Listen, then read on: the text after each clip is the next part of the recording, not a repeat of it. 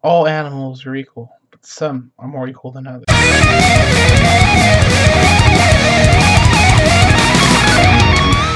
Hello, ladies and gentlemen. My name is Dan, and welcome to the Book Report here on the Random Media Guys channel.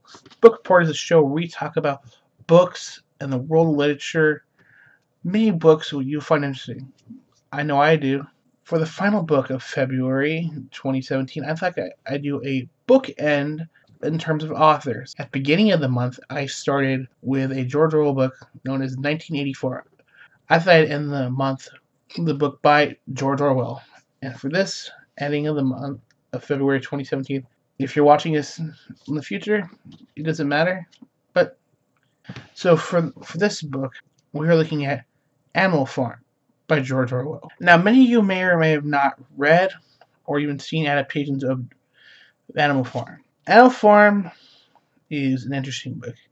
It's kind of a dark fable. The characters, for the most part, are animals, as the book implies, but there are human characters.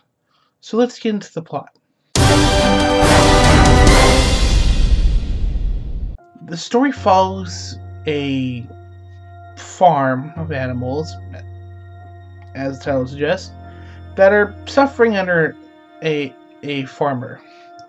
Now there's an older pig known as Old Major.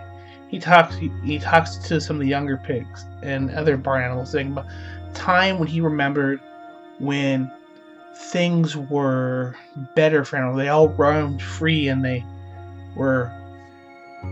had the land to themselves. So Old Major dies, and two young pigs rise up. That is Snowball and Napoleon. Now, this book, just as you should know, is kind of a reversed anthropomorphization of the Russian Revolution. So Napoleon and Snowball lead a revolt against Farmer Jones. Now, Farmer Jones is, of course, the owner of the farm, and Snowball and Napoleon lead the animals in a revolt and kick out Farmer Jones. And they start developing a society. They actually learn how to begin reading and writing in English. Snowball believes that he should teach everyone this, and that it should go to everyone. If he's kind of more akin to Trotsky.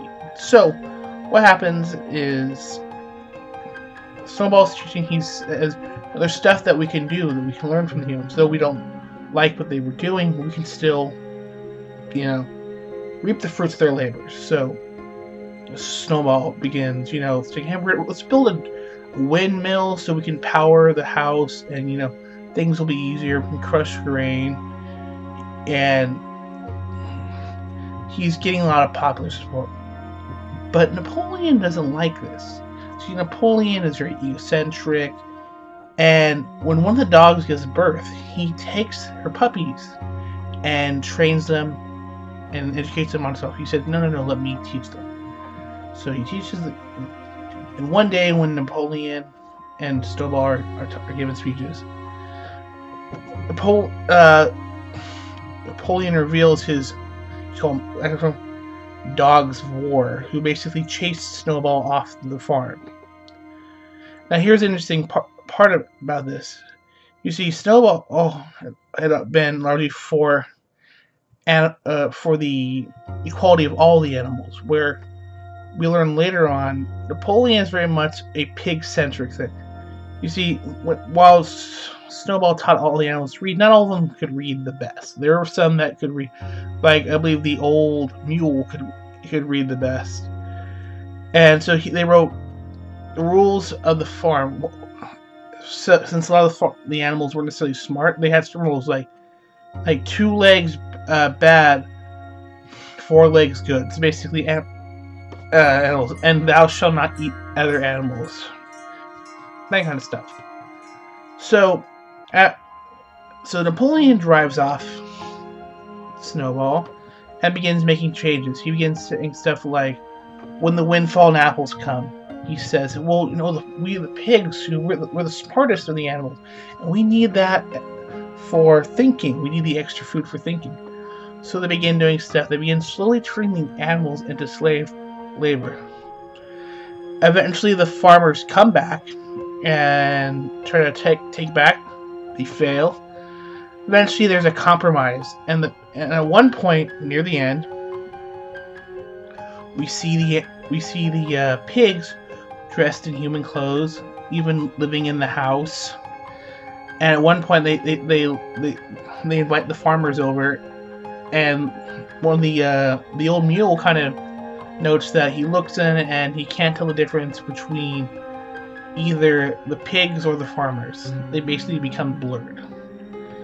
So the story has some. So that's kind of the summary. Now the story has some interesting things. They talk about people's. One of the interesting things they deal with is the short memory of the lady, meaning most people in general, and I've seen kind of populace in general don't have a very long memory, and that's because we're focused on our daily lives. So they point out, like, there's a scene where one of the pigs, Squealer, is caught changing the sign of the rules. See, what is pointed out is initially there's 10 rules, and they slowly start changing. They go, you know, pigs got this or this, and the older mule and some of the other smarter ones like, this isn't right.